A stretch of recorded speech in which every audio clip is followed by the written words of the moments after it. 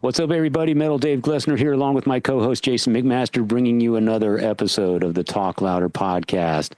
Today, we are honored and thrilled to have Kerry King on the show. Kerry needs no introduction. I don't even know what to say. You know him, of course, from Slayer. He's got a brand new album called From Hell I Rise. He's out on a North American headlining tour right now. The album sounds great. It's an extension of Slayer, as he's fond of saying, and I couldn't agree more. So we were fortunate that he was willing to carve some time out of his day. He is on the road today in Winnipeg, Canada, and was able to spend 45 minutes or so with us, which was fantastic. We were so happy that he was willing to do that. What a legend. What an honor, huh? Yeah, unbelievable. And he was he was funny and cordial and super nice.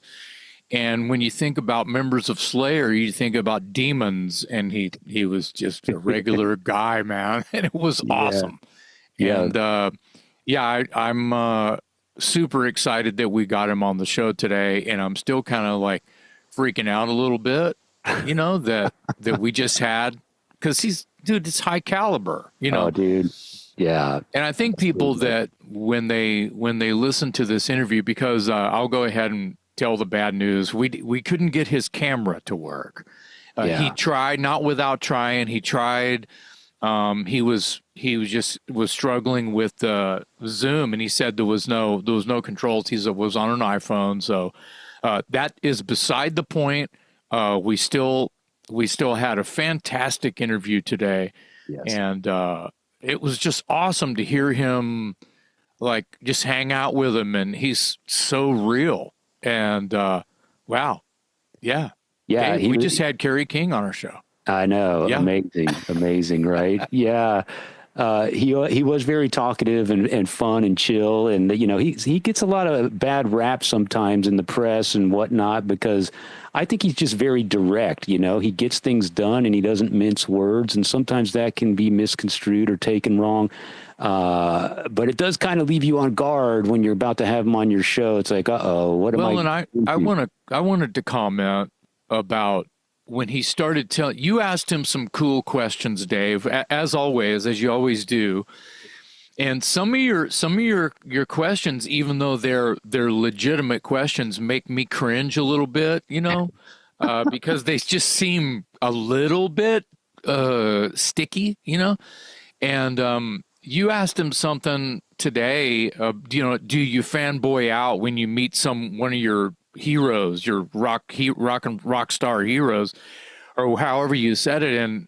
And his answer, like, I wouldn't say shock me, but I related. I completely related, because he's been around his idols since he was in his 20s. That's why I asked. Yeah. And his answer was just so, I don't want to blow the whole surprise, but I related completely to that. And I've been in the same situation and reacted exactly the same way and kicked myself about it later. Why didn't I, do this or do that? But yeah. That's why I asked the question. I'm impressed. Impressed. He's the type of guy that you can imagine. I mean, he's been doing this a long time, and it's easy and it's human to be jaded over time. Right. It's just human. It's his job, man. This is what he's been doing for decades. Yeah. But you and our producer Jared, I always joke that sometimes you guys cringe at the questions I ask, but you always love the answers, don't you? Yeah.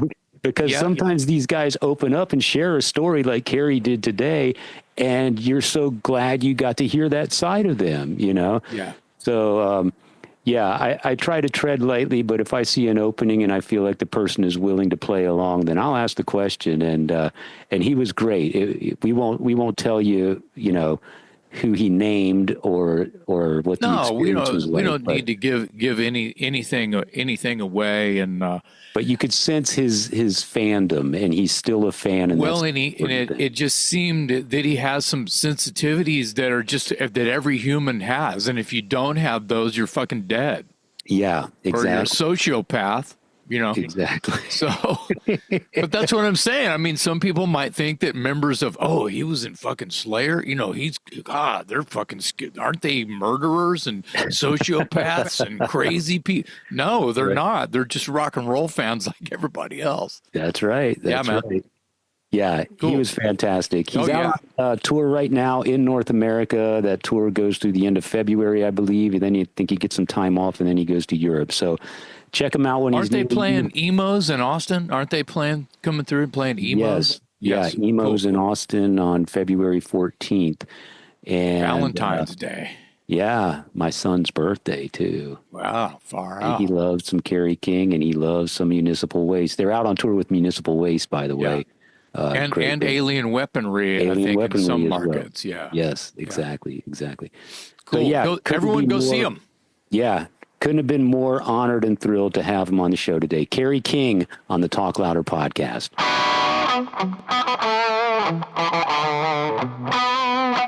Thanks for joining us. I know it's a show day for you, and you're on tour, your first North American headlining tour. That's awesome. From Hell I Rise, proof positive that you were not ready to call it quits. That's a fierce album. I appreciate that. Yeah. Anybody who's made records, when it gets done, you jam out to it for a couple weeks, or maybe you don't. Maybe you're already tired of it, but usually I'll jam out to it a couple weeks, and it's still what I play when I go to the gym. Wow. Yeah. You're not sick of it. That's a good sign when the artist isn't sick of their own album, especially. No, man, it's fiery. It's got teeth. Yeah, absolutely. So I can only imagine when when word goes out that Slayer is done, the musicians must have been circling you like sharks trying to start a new project. Were you like overwhelmed with people interested in starting up something with you? Ironically, no. Wow. I thought, I think people assumed I had everything figured out, which I pretty much did. But I said ages ago in an interview, I thought Merciful Fate would come knocking. I thought somebody would come knocking, and I think I got offered one thing that I turned down. I think that's it, dude. It's interesting. People were respecting your downtime, I guess. I don't know, and people in the know knew that I had my band, but I hadn't announced a singer, to people that I trusted to keep quiet. But I mean, look, I probably had 3 or 4 singers throw their name in, one being Mark. Right on. And I was kind of blown away, He's because I killing thought it. people would come out of the woodwork saying, man, Kerry's going to come out and do something fierce. I want to be a part of that. But it wasn't that big of a group. Wow. Right. Mark is killing it on the record. He sounds fantastic. On the road, too. Yeah, amazing. And it comes as no surprise, really. I mean, what kind of ultimatum are you giving these guys when they join your band? Because this has got to be like a huge secret deal. Then you're like, okay, you're in, but you can't tell anybody for another 6 months or whatever the time frame is. What kind of deal are you striking with these dudes so they keep quiet? Yeah, Phil Demo was on. Them. He's sitting on it a long time, he said. Yeah. Yeah, I told everyone. I said, listen, it doesn't do you any favors to announce something and then don't follow it up with something. It's a waste of that moment in time. So I know it's difficult, but keep your mouth shut. And Mark, he's the only singer that me and Paul worked with, and he worked with us for like 8 to 10 months off and on before I even told him he had the gig. So once everybody knew, it was the best kept secret in metal, I gotta tell you. Yeah. Yeah, that's cool. That's cool, and kind of like a great surprise. Well, it lets you control the media.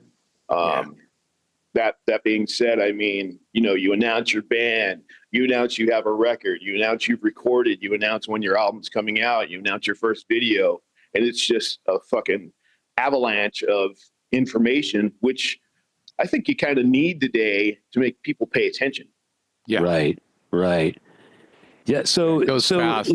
Is it liberating or is it a hassle to be steering your own ship? it was, it was in Slayer for so many years. It was basically me and Tom making all the decisions. So it was kind of like that anyway. But this one, yeah, I am. This is where the buck stops. If, Right. if there's an opinion to be had, at the end of the day, it's mine. But I keep my guys involved too. Yeah. Because I imagine, well, as you said, I mean, Slayer, you were pretty out there in Slayer as far as the, the public face of the band and whatnot. But I've talked to a lot of musicians when they go from an established band and it's not so much, you're no longer under that umbrella of that big monstrosity.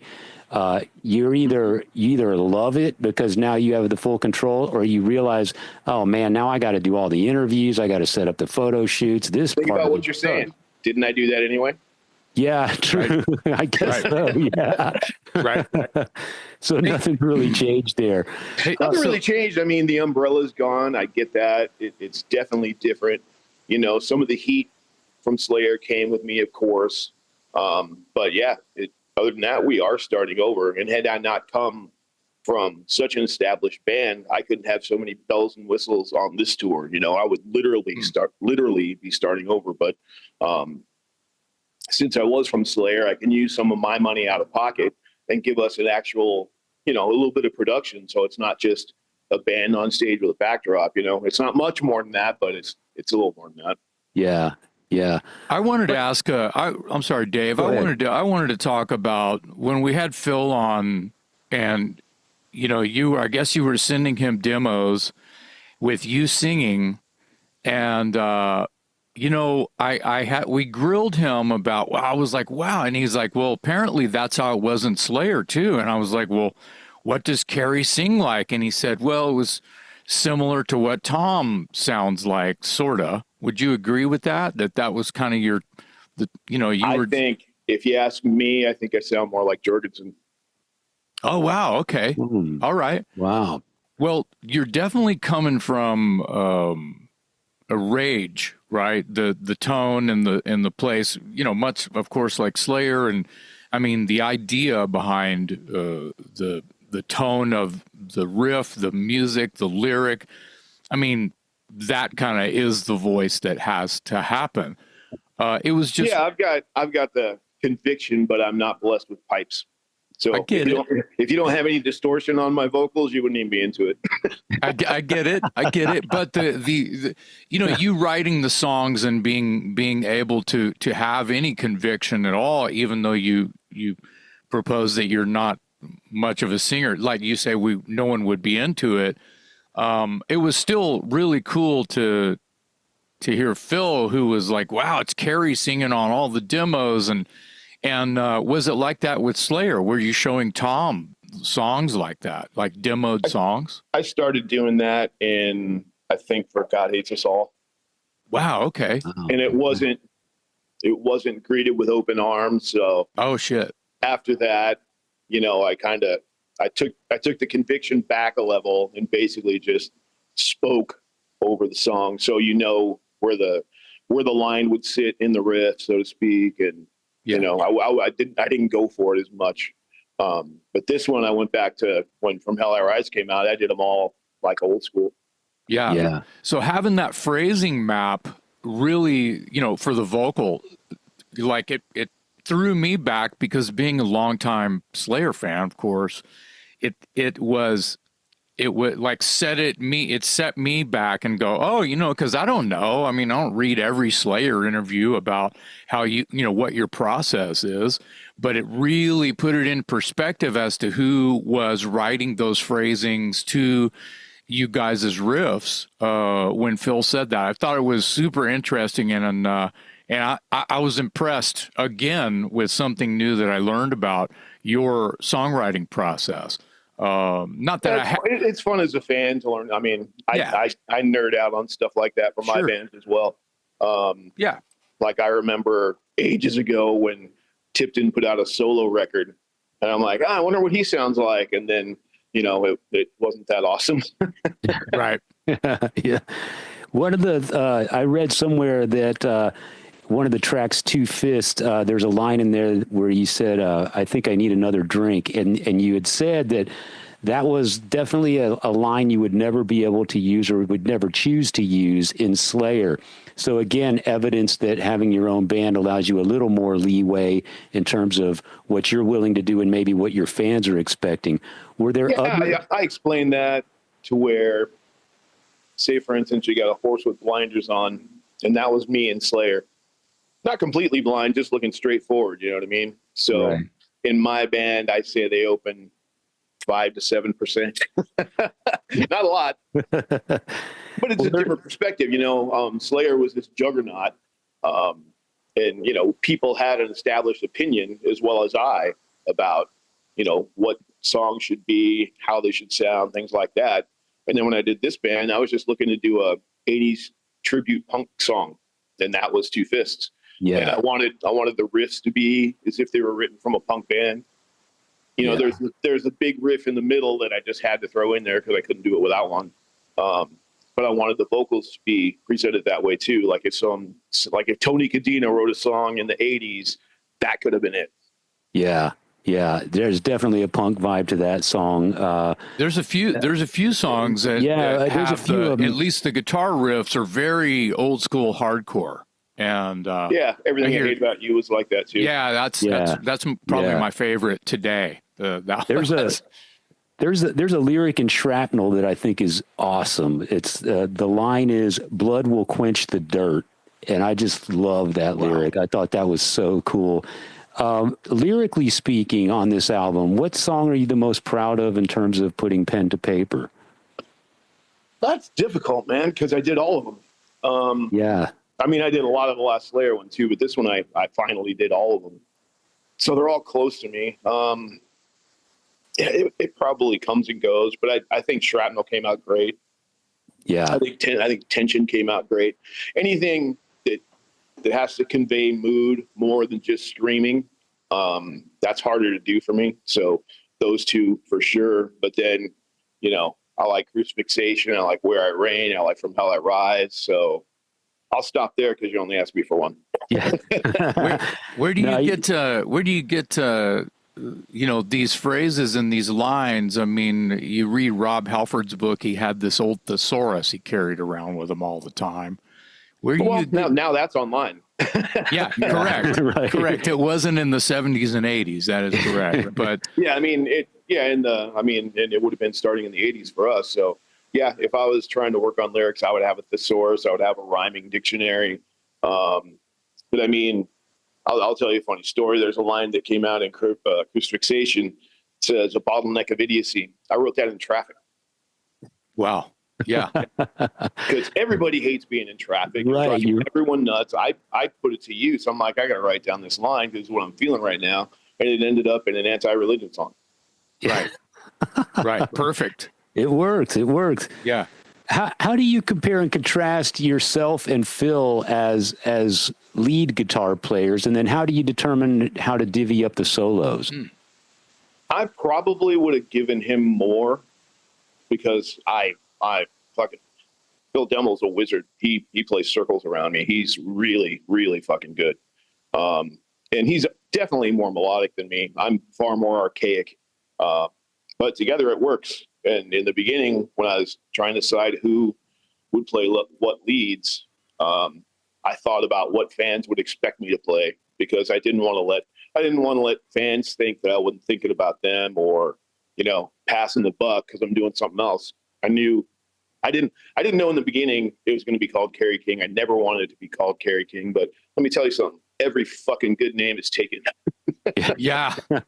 Yeah. So then you had that moniker attached to it. So people are gonna, you know, expect me to take more of a driver's seat. So I think I ended up playing like 18 leads and little blurbs, and I think he did 12 or 13. But definitely looking to get him more involved on record too. Yeah. You know, there is something to a Kerry King solo, unquote. Totally. Right. There's a thing that you've created that I think that you created early on when you were still maybe kind of feeling out your, you know, what it is that you meant as early as solos on Show No Mercy, you know, and you think about trying to tell, just as a fan, it's the old school days. You're just putting the needle in the groove and trying to figure out without reading on I always liked it. It always said Kerry solo. It pointed out who's playing what. But if you weren't reading the liner notes and worshiping the album cover stuff, you were listening for, wow, is that Kerry? Is that Jeff? Is that Kerry? And after a while, a true fan can hear your guitar playing and your riff, and definitely your soloing, especially your whammy bar work. That's like, whoa, okay, like he's definitely channeling some KK Downing possibly, but he's apocalyptic about it. It's funny you said that, because Priest to this day is my favorite band, and I can tell which one's Tuten and which one's KK for sure. Oh yeah. Yeah. Oh yeah. It's That's kind of important. the same thing with Iron Maiden too. You can kind of tell Dave Murray from Adrian Smith. I'm not as fluent with Iron Maiden. I am, but not to the point where I can tell them apart. I mean, if there's a classic Murray solo, sure, yeah, I know it's him. Speaking of Iron Maiden, you're doing a couple tunes on this tour. You're doing Killers and Purgatory, is it? Yep. Nice. So when I first saw that and heard that, I thought, well, okay, well, obviously he's a Maiden fan, but maybe this is a tribute to Paul Di'Anno. But I also know that you love the Number of the Beast record. So when you're deciding to do Maiden tunes, what other songs were under consideration, and was any of it part of the Bruce era, or were you kind of all into the Di'Anno stuff? Well, we focused on Di'Anno because he died last year. Right. Yeah. And that the real beginning of this story is like 35 years ago. Me and Jeff always talked about doing Purgatory, and we never did. And I always wanted to. And now that I'm in my band, I have 45 minutes of material to play. And I'm doing a headline run, so I need another 45 minutes. And I didn't want to just do Slayer stuff, so I brought up Purgatory to Demo, and he was all about it. Yeah. But ironically, we learned Killers first because I think I kind of knew it already. So it didn't take as much out of me. So we started to do Killers in Australia. And then we came to America, we started doing Purgatory as well. Do you remember the first time you heard Iron Maiden as a kid, as a fan? I don't remember if I knew what they sounded like before I saw them open for somebody on their first tour of the U.S. I can't remember, but after that first show, if I didn't have it, I went out and bought it. Yeah. They're one of those bands that I think. And the first two records are so punky. Yes. Yeah. It's got a real punk, like that year vibe of punk influenced in a lot of their stuff, like Purgatory for one. They got a lot of stuff that sounds super punky. It's funny that Steve Harris always denies it. Yeah, I know. Yeah, right? he was all into like prog rock and all kinds of stuff. I figured those later on. I started calling those early Maiden records like crossover. It was like an early version of crossover because of the punk and the rock, and they had some songs that swing a little bit, and it's some odd fills and stuff between the bass and drums everywhere. Yeah, I just felt like it was the perfect band, for the time, for sure. That was. Yeah, and poor Kyle, when we told him we are going to do Purgatory, it was a good thing that he was home for a while, because he had to learn the Herculean Steve Harris stuff. Yeah, Right. absolutely. Yeah. He's like, oh, hell, thanks, Kerry. And I didn't know Kyle was as good as he is. He was my friend. I knew he played bass, and that's basically all I looked for when I was doing this project. I'm like, I want to be around my friends. I don't want any drama. I don't want any divas. I want to get done with a gig and have a drink with whoever the fuck wants to drink with me. But Kyle, dude, on the first tour, he had two nicknames. His first nickname was Stage Beast, and then he got One Man Mosh Pit. Nice. Says a lot right there. Yeah, exactly. Yeah, man, there's no need to look at any of us. Watch him. Yeah. Nice. So we're based in Texas and spent a lot of time in San Antonio. I was born and raised there, and you can't talk metal in Texas, and especially San Antonio, without the infamous Slayer versus Slayer gig. Yeah. What do you remember about that day or that gig or any of that? The only reason I remember it is because of the two names. I remember seeing the flyer, and I still have the flyer somewhere. Nice. That's about it, really. Yeah. We're friends with the Essay Slayer guys, and they said, they remember there was an in-store, and apparently you bumped into a couple of the guys at the in-store and didn't realize they were in the band until later that night at the gig or something like that. But that gig went down in Essay history, man. I mean, it's legendary around here. Legendary around So at here. the in-store, the managers got from the meat market these giant cow femur bones and made upside down crosses out of them and hung them above the signing table. You don't recall that? I do not. Sounds Wow. Sounds awesome. Yeah, super fucking metal. And we talk to people sometimes, and they remember that, and they just thought there was a riot out front. They broke the glass doors trying to get. Anyway, there's all kinds of stories about that day, historical. Tell us. Go ahead, Dave. Jason. No, go ahead. It's fine. I wanted to ask Kerry, you were known for years and years and years for that leather armband with the nails sticking out of it. And I was curious, number one, how did you make that? What was involved in making it? And number two, what's the worst onstage injury you sustained or gave to someone else because of that thing? Well, it's never hurt me because it's made not to. Right. Yeah, dude, I used to get a big cowhide and make patterns and cut it out. I don't remember how I made the grommet holes, but the nail holes I made with a Dremel and got a drill bit, like just a little bit smaller. So when I put the nails in, they don't come out. I dyed the leather. I did it all. Wow. Is that thing still wearable? Well, the original one got ripped off. Oh, shit. Just because my mom's car got ripped off. I don't think they probably just found that thing and threw it away. Wow. Right. But then I made another one just like it. And that was what I used from that point, which is probably Rain and Blood era. I used that till God Hates Us All when I made a bigger one.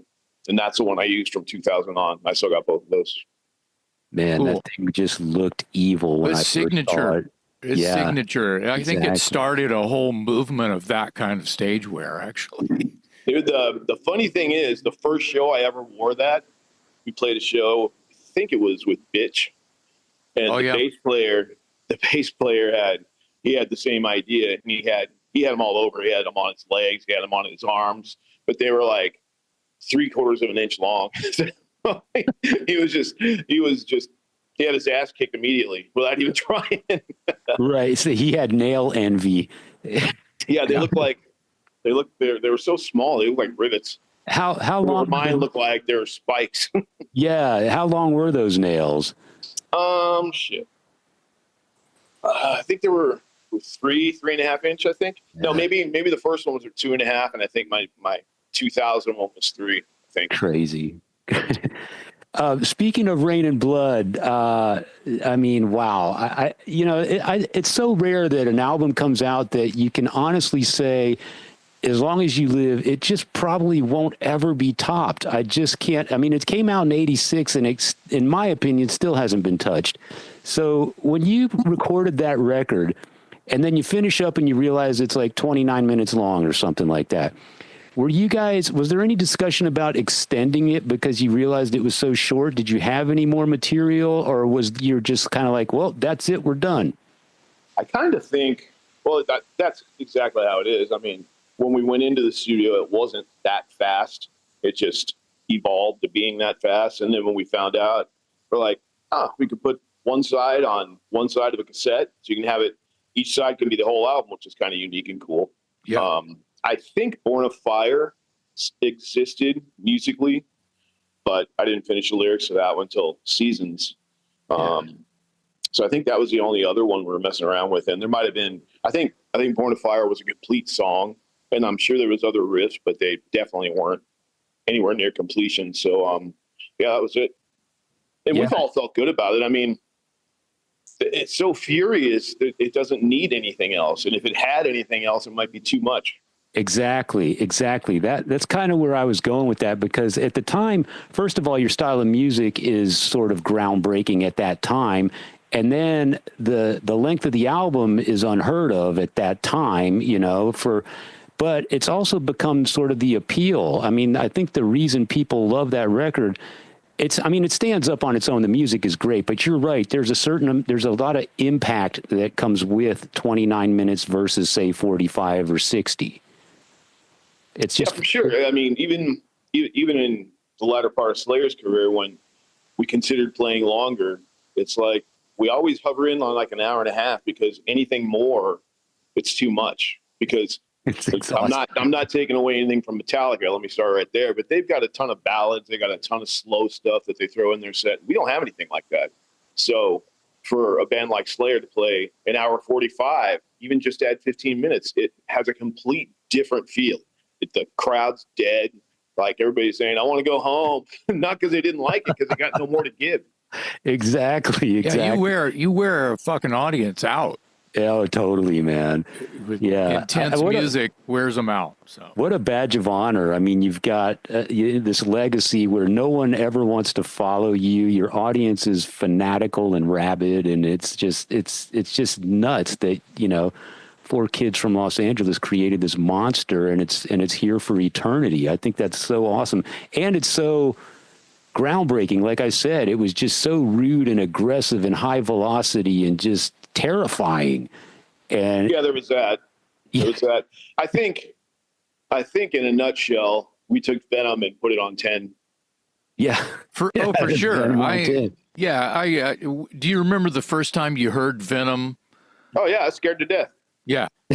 I feel like that might be an important moment in music history when, like, you know, I'll be generic and say hard rock fan hears, you know, Welcome to Hell for the first time.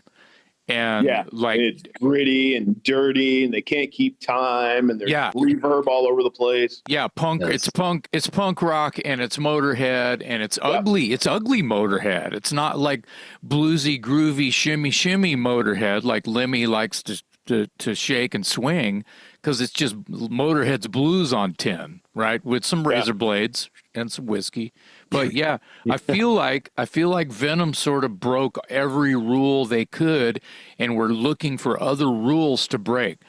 I feel like, and I don't think that you guys were looking to be as out of tune as Venom. I think you wanted to be the rule breaker and the tastemaker for that underground aggression and anger, you know, whatever emotion fits with breaking all rules and making it faster and scarier than something you just heard. That, you know, your ideas had to come from, sure, Venom and early hardcore and things like that. And it's well documented that you and the other guys in Slayer, maybe Jeff a little bit more on the hardcore shit, but definitely were leaning in on that and using it as fuel for your fires, for the way you wrote a riff. Would that assess work correct?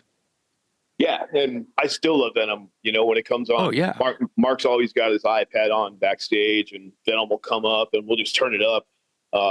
You know, I still love it like the day I first heard it. Yeah.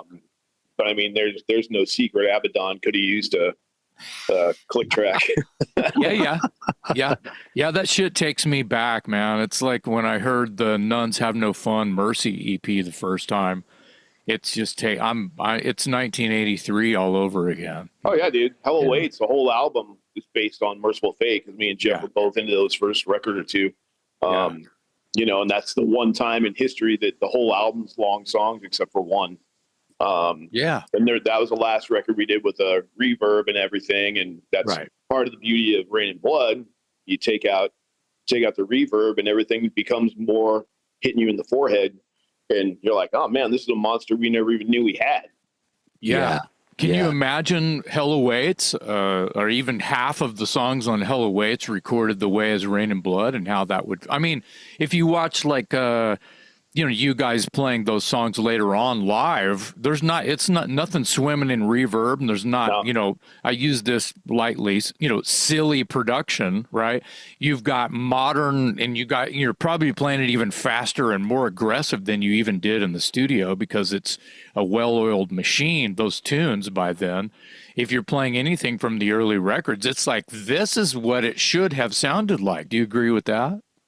Not necessarily, but Okay. I've thought many times about experimenting with the Hell Awaits album or the Show No Mercy album, but I'm like, that's why people like them. Leave them fucking alone. Yeah. Yeah, There's Exactly. don't overthink this shit. There's a purity to that, and it just took time for technology and just the way aggressive music. I get you. I get what you're saying. The purist doesn't want to hear those early records redone or remixed. Or and as you were saying, and if you do, go see it live. Yeah. I think part of the appeal is the rawness of it all. I mean, that's for me anyway. I don't want a lot of polish on that. That's part of what hooked me in the first place, was just that raw aggression. Other than fear, other than maybe fear and the circle jerks, maybe 1980 LA punk rock. I hadn't heard anybody play that fast. I'm talking about the song, the track "Hell Awaits." Hadn't heard anybody sing syllables that fast in the break, right? Tom is singing so fucking fast right there, and the guitar work and just everything really was so hyper speed. And then I saw there was some friends of mine out of the DFW area in the early '80s called Rotting Corpse. And early on, right after Hell Awaits came out, they fucking learned it and they were playing it live. Rotting Corpse playing Hell Awaits, and just seeing someone, before I had seen you guys do it, it was a trip. Just seeing, wow, that's my buddy singing Slayer as fast as Slayer. Didn't know he could do that. But you guys came through, that you guys played in Austin around the same time. I'm looking at the poster now, November 29. It was $6 to see you. You played the Ritz in Austin, Texas. My band opened for you guys, and you guys blew everyone's mind. And everyone still talks about the yellow Camaro and the U-Haul truck. Yeah. I was thinking about that recently, because we're in Canada and it's snowy and below zero. And I remember we were in the Camaro driving through Montana, and we spun off the road. So some memories don't go away. Ooh, yeah.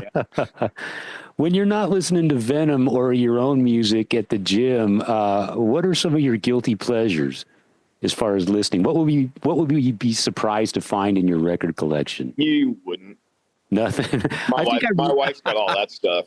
I think I read an interview with you one time where somebody asked you that question. You said, "Oh yeah, when I want to relax, I listen to Van Halen," and I was like, "That's not what I think of when I think of relaxing." But that's relaxing for Kerry King. Well, I like the early Van Halen stuff. I'm having a big Blackmore renaissance, be it Rainbow or Deep Purple. Yeah, it's timeless hard rock. Those Dio records are just sick. Yeah. Yeah. Hey, listen, a nerd question from another fellow Raiders fan. Who's your all-time favorite Oakland Raider? Probably, although I know Bolitnikoff, and he's a super cool dude, him and his wife. Know him? Yeah, I've seen them a number of times. I go to see the Oakland Raiders or Vegas Raiders play, but I think my favorite's probably going to be Stabler. Yeah. I love that whole. You would expect me to pick one of the defensive animals of the past. Yeah, right. You got Jack Tatum or Ted Hendricks or somebody like that. You've been in a position to meet some of your heroes, and you seem pretty grounded, and by now nothing probably really makes you starstruck or anything. But have you ever had a fanboy moment with one of your heroes like we do when we get to meet? Oh yeah, dude. I told this story the other day when we did the 2004 Ozfest. It's when Ozzy came back to Sabbath. It's when Halford came back to Priest. And can you give me a minute, dude? Yeah. Mike, can you give me a minute? Okay. Thanks. and it was Sabbath, Priest, Slayer, and like that's a dream gig for anybody who ever liked those bands. I don't include my own. I'm talking about Sabbath and Priest. Yeah. And I already know Rob, but on the beginning of that tour, I took all my records from when I was a teenager, and I brought them so I can get Priest to sign them. And I couldn't bring myself to do it, so I didn't want to be that guy. And the last show, my wife took them to Rob and said, "Would you sign these? My husband's too fucking fanboy to ask you." Wow. And Rob's like, "Why didn't Kerry just ask me?" And I'm like, because I didn't want to be that guy. And I had a stack of shit. I probably had 25 records and bootlegs, and a couple of them he hadn't even seen. And funny story, my wife did that again with Kronos because I was out of town and they were going to be in town, and my wife took a bunch of stuff and had Kronos sign it. Wow. Last one is it might have been that particular Ozfest. I think it was at Ozfest at 2004 because we were in a hotel and I opened my door to get out of my room, and Tony Iommi's walking down the hall. Oh shit! And I just put my head down. And I'm like, "Hey, Tony," because I couldn't fucking say a word to him. I mean, how do you speak to the Godfather? Right. Yeah. And then 2 years later, I think we're in Britain. He was winning an award, some guitar award, for classic rock, and I got to present to him. So wow, that was when I'm like, okay, we're bros now. Wow. Yeah. He was the last one, Tony. Like I couldn't talk to that guy. Wow. Yeah, it says a lot about you, Kerry. It says a lot about, like, it puts a realness to you that you are just like everybody else, man. That totally. Yeah, you have this when thing. people are around looking for autographs from me, I try to make it a painless experience, and I don't want them to have negative vibes coming off of it. I mean, in the rare occasion where I turn somebody down, and I'm telling you, it's a fucking rare occasion. It's just that instance that I can't do it. Yeah. Wow. Well, I know you have to go here in a minute, but I was going to ask you, going back to the current band and the new album, how will the songwriting chemistry differ on the next album now that these guys are a little more in place and a little bit more permanent than they were when you were starting to demo the first album? Well, there's two outlooks right now, and one would be status quo because I have so much material left over from the first record that it might all be mine. But I know Demo's been asking if I was open to hearing, some material that he could present. I'm like, absolutely, man. I want you to be a part. It's just I've got so much stuff. I may not need it yet, but if you present something that I'm like, that's got to be on the next record, absolutely. Yeah. That's fucking cool. Yeah. And one last question. I know that, Slayer has come back and done a few reunion shows lately, and I know you guys have sort of sworn off the whole touring thing. Is there ever any chance we might get another Slayer album? I can 99.9% give you a no on that one because I have a new outlet to present music to the fans. And, I just put these guys together. I'm not going to abandon them. Right. Fair. Well, listen, man, we wish you continued luck on the road. Looking forward to seeing you in Austin. I love that you're paired up with Municipal Waste. I love those guys. Yeah, they're fun, man. I can't be on stage because I don't want to take away from their show if any fans see me. So we played this casino, I think it was in Spokane, and they had a live feed in the room. So I got to watch them from the front with volume, and it was a blast. Dude, Nice. They are off the chain live band, just crazy. So I love the fact that you're taking them out with you. That's awesome. Yeah, they're and I've never played with them, so it's a completely good choice on every aspect. How are you getting on with Alien Weaponry? Have you heard that record? You're familiar? Just I've heard it on like Sirius because I don't really have a streaming service like I use my wife's. Yeah. But when I'm on the West Coast rehearsing, I'll have a rent-a-car. So I've heard the songs they play on Sirius. So I knew of them, and I met them last summer doing some festivals in Europe together. Cool. And I knew they were on our gig before they did. And I told them, I'm like, yeah, man, I just got the call. You guys are opening for us. Wow. That's pretty cool to hear it from the boss, kind of, Man, I thought, man, what if Halvard came and told me that in that 88 tour when I was like 24, man, I probably would have shit myself on the spot. I saw you guys at the Forum that gig, Slayer and Priest. Oh yeah, that was cool. Ram it down, I think. It was right? Ram It Down. Yeah, that was good. And I hoped that since we kind of bailed him out on that run, because if you remember, we took Cinderella's place. Oh yeah. Oh, wow. Which was just a tragedy in the metal world. And then we got the call, and I'm like, cool, man, maybe on the next record they'll take us for a complete world tour, and they took Megadeth, and I was so pissed. Shit. Oh man. Well, it just might have been a better fit. Sorry, Cinderella. So yeah. And I like Cinderella, man. That dude can sing his ass off, but the match just was horrible. Yeah. That first Cinderella record, there's some dark moments on there. They're like this evil Aerosmith or something.